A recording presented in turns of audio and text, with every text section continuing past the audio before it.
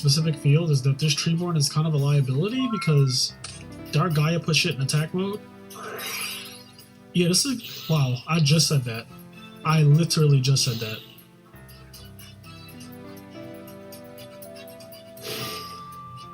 That's just game, right?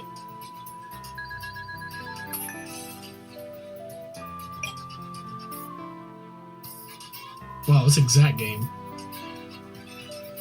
Holy shit. Bruh. I literally just said the problem with this field. Yes, there was a back row that was there when he was attacking and doing everything earlier with all those Rykos, hamsters, and Guardian and shit like that. And I feel like that's the same one. I'm surprised it's not Oppression, actually.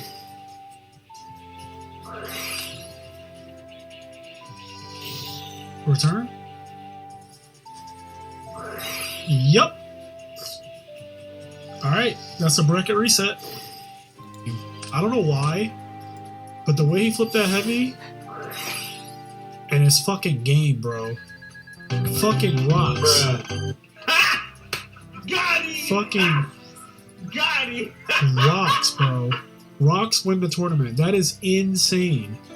Imagine just being a rock. Alright YouTube, it's Enraged Peacock here, and this is going to be the first video on the channel here. I've had a lot of people ask about this exciting deck that I've been doing well with on some online tournaments and in-person tournaments. So, I think it secretly might be one of the best decks of the format. It just hasn't been explored enough, so let's get started. First, we have one of the best cards that's a hidden gem of Edison format is Gaia Plate Force of the Earth, or the Earth Giant. Basically, if you have 2 rocks in the graveyard, free special summon. During your standby phase for a maintenance cost, you have to banish a rock or he dies. But then the most important thing he has is anything he battles, it doesn't activate and it applies in the final sub-step of the damage step before a damage calc. What that means is it beats Honest, it beats Collude, whatever it is. So it doesn't activate is the really important part of the two.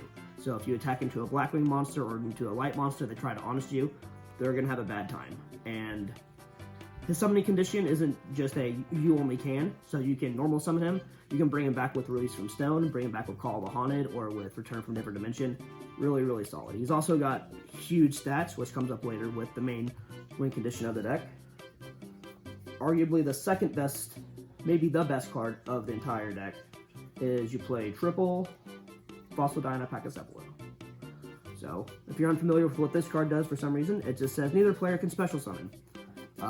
It's really, really good right now in all the Edison format, all the decks special summon.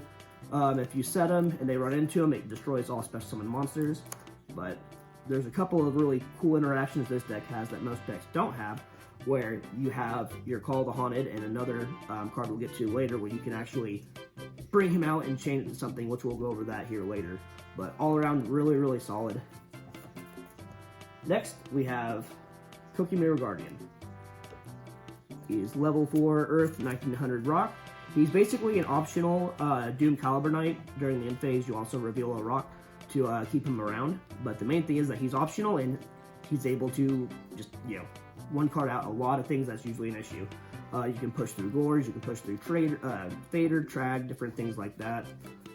Eats up hamsters and Rykos. All around, really solid. 1900 is also really important for the card we'll get to later, which is like the main winning condition.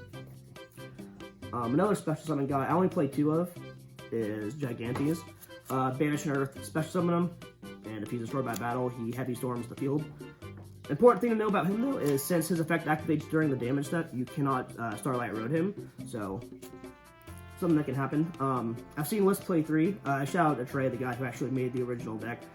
This is one of the changes I made. I slimmed him down to 2 just because some of the games I was winning was whenever you're stuck with him in no Earth or different things like that. So he's still really good at 2, I think, but you can mess around with the ratios. And the final rock we play is Neospatian Grand Mole. He's a 1 card out to absolute 0, and he's synchro, all around, really good, solid card. And that is it for all the rocks in the deck. The next portion of it is we have the Fiends. So Caius is one of the best, if not the best, single cards in Edison format. He's also happens to be a Fiend.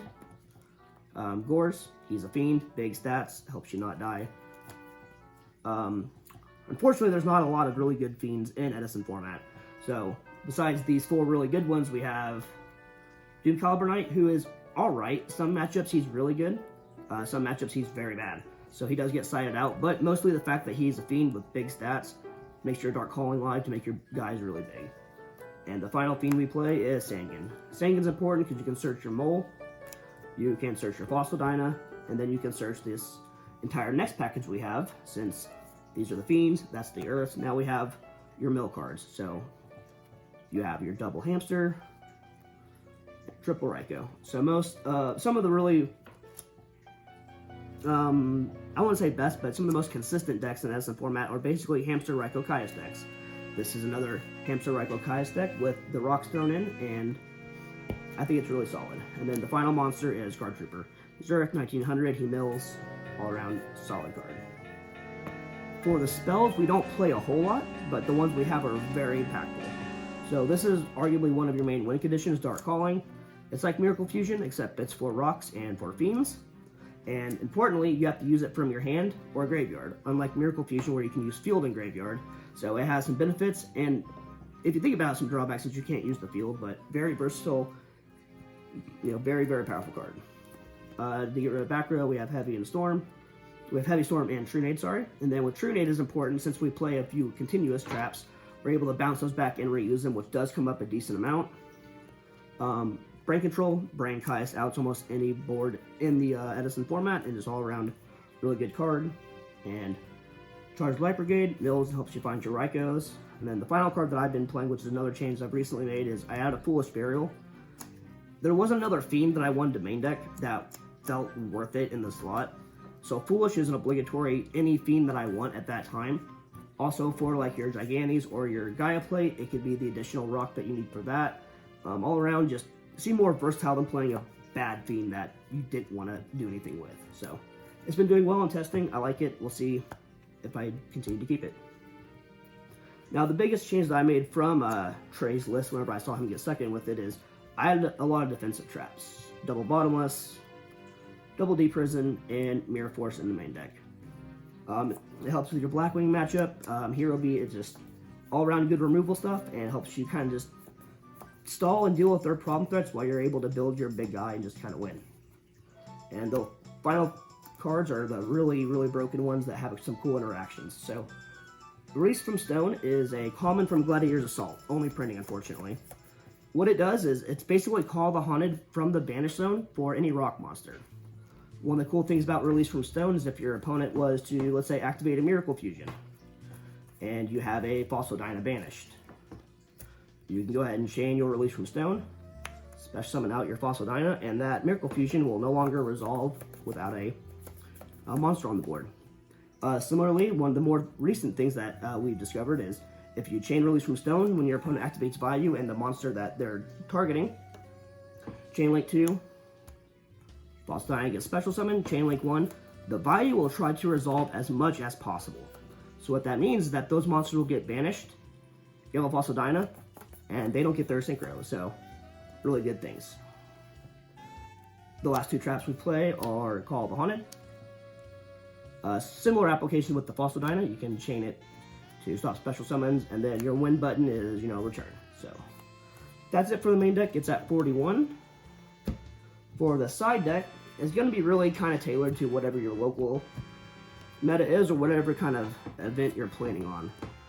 I do side double Sidra because Catastor is kind of an issue. Also, it's just good against Hero B, other different matchups, all around versatile.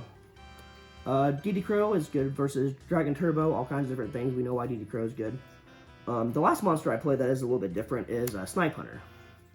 So Snipe Hunter is a fiend, which does benefit for the Dark Calling package.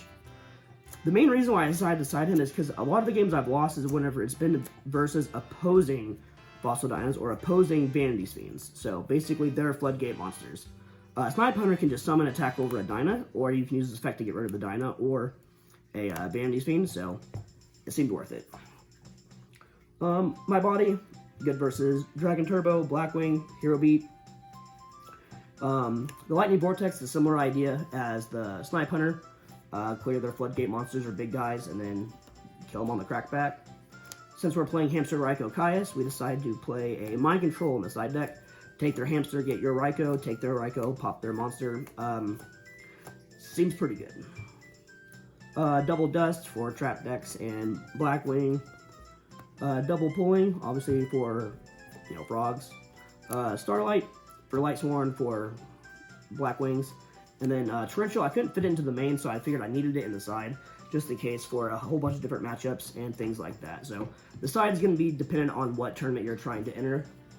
And the extra deck is pretty neat because the only thing that really matters is your 3 Dark Gaia, and since I'm side decking Cyber Dragon, Chimera Tech, and then everything else is just filler. The only way you have to do anything is just by brain controlling one of their tuners and then making a synchro.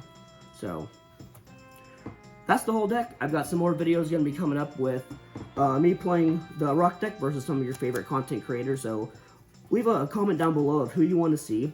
We've got a couple of them lined up, but if there's someone that you want me to play against, leave a comment, let me know. I'd be happy to see what we can do to make that happen for you. So until next time, thanks for checking this out, and we'll see you guys later. Peace.